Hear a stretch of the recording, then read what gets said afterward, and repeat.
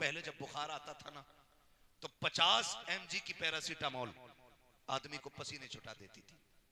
आज जानते हो डोलो कितनी mg में?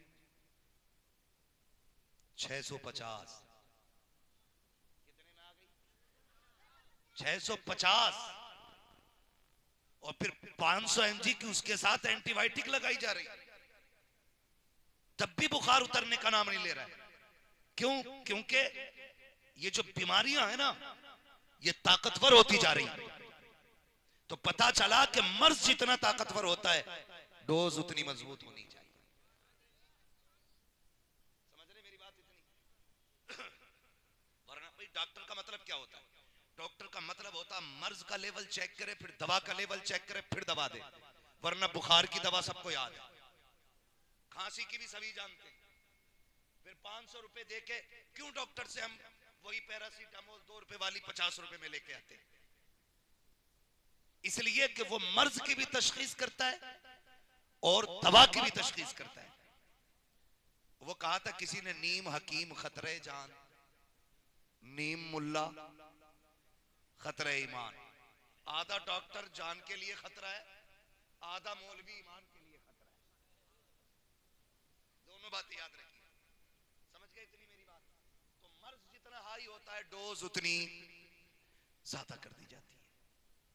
पहले हादसे इतने नहीं थे तो मैं कहता हूं कम तैयारी में भी काम चल जाता था। अब हादसे भी बढ़ गए हैं, दुश्मन भी बढ़ गए हैं, मुखालफतें भी बढ़ गई हैं, तो अब हमें एहतियात भी बढ़ाना पड़ेगी। कितने लोग सहमत हैं इस बात से? बता दें जरा। सारे सहमत हैं ना? अब एक बात सुने, एक चीज होती है, कहता जी मैंने ना अपने लिए उनसे दुआ कराई थी।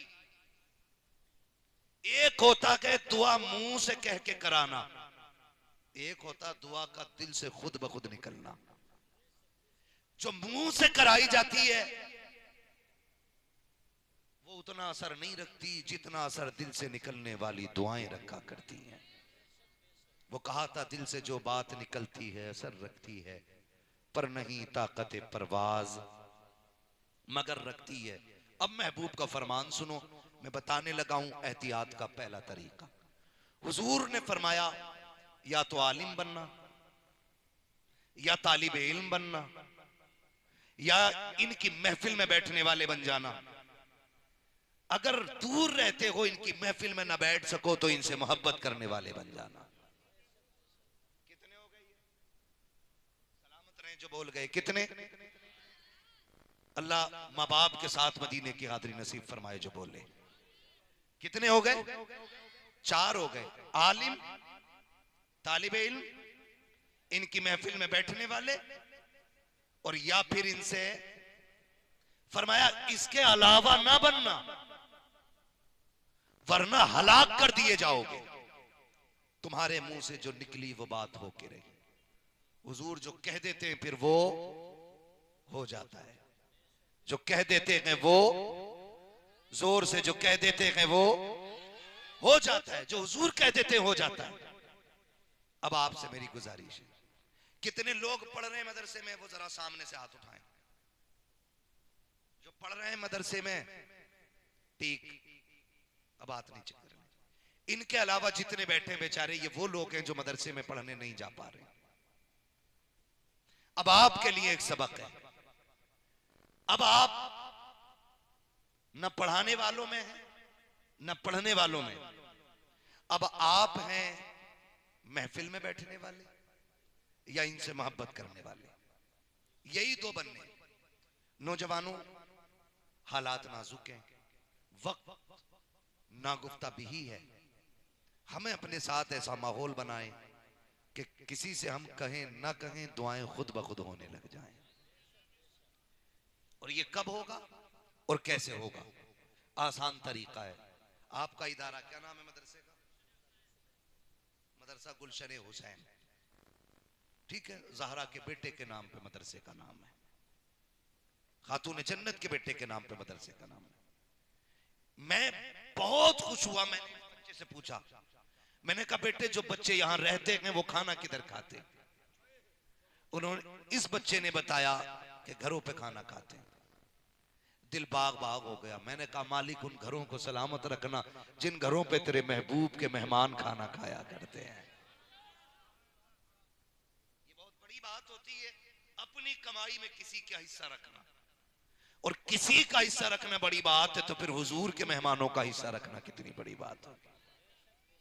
हम देखते हैं जो खाना खिलाते हैं, हमने देखा है खाना खिलाने वाले लोग कुछ तो इतने मुखलिस होते हैं, बाजार से चीज लाए ना और बच्चे शोर मचाए मेरा हिस्सा मेरा हिस्सा, तो घर में जो माँ होती है ना वो कहती सुन तेरा हिस्सा बाद में, पहले हाफिज जी का रखो।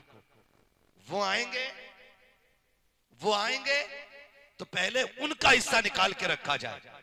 मैं सलाम करता हूं उन लोगों को जिनके दिलों में बाहर के बच्चों के लिए जज्बा है, जिनके दिलों में परदेसियों के लिए ये प्यार है, जिनके दिलों में जो गरीबुल वतन है उनके लिए ये इज्जतें हैं, वो मुबारकबाद के लायक हैं। खुदा की कसम मैंने तो लोगों को यहां तक देखा है कि जब मदरसे के बच्चे जो घरों पे खाना खाते कभी उदास होते हैं ना, तो अगर छोटे बच्चे होते ना तो कभी माँ सीने से लगाती है, कहती बेटे माँ की याद आ रही तो बेटे परेशान ना हो मुझे माँ कह लिया कर। उस घर की बहनें कभी हाफिज से कहती भैया क्यों परेशान होता है, 2 बहनें छोड़ के आया है, रब ने यहाँ 3 बहनें अता कर दी है। फिर भी अगर उदास होता है तो घर का बुजुर्ग आके कहता है अरे मेरा शेर बेटा क्यों उदास हो गया है, क्या थक गया है, दिल उचाट हो गया है, क्या बाप की याद आ रही है या माँ की याद आ रही है। वो सीने से लगा के कहता है दुख न करना मैं तुझे बाप का प्यार दूंगा। बहनें कहती है उदास न होना मैं तुझे बहन का प्यार दूंगी। माँ कहती है दिल थोड़ा न करना, जब भी तेरा जी चाहे दौड़ के आ जाना, मैं तुझे माँ की ममता के जलवे दिखाऊंगी। जब तुम इतना प्यार देते हो खुदा की रहमतें कहती हो, कहती है मुबारक हो तुमने कुरान वालों के लिए सब कुछ कर दिया है, तुम मर गया मैं तुझे कब्र में जन्नत के जलवे अता करके दिखाऊं। नारे तकबीर, नारे रिसालत, नारे गौसियत, जश्ने दस्तार बंदी, मदरसा गुलशने हुसैन, सरजमीने शेरगढ़, मुफ्ती हम्मा साहब किबला, नारे तकबीर, सुभान अल्लाह सुभान अल्लाह। नहीं कह रहा हूं मेरे यार, खुदा की कसम परदेस परदेस होता है, लेकिन अगर कोई परदेसी के सर पे हाथ रख दे खुदा की रहमतें उसके सर पे साया करने लग जाती है, उसके सर पे साया करने लग जाती है। और उस पे भी ना कुछ दलाल टाइप के लोग होते हैं जो उंगलियां उठाते, अरे इन्हें ठलुआ को खाना खिला रहे हो, अरे इन्हें खाना खिला रहे हो क्या फायदा। मेरे लाल आज पता नहीं चलेगा, कयामत का दिन होगा, नफसी नफसी का आलम हो।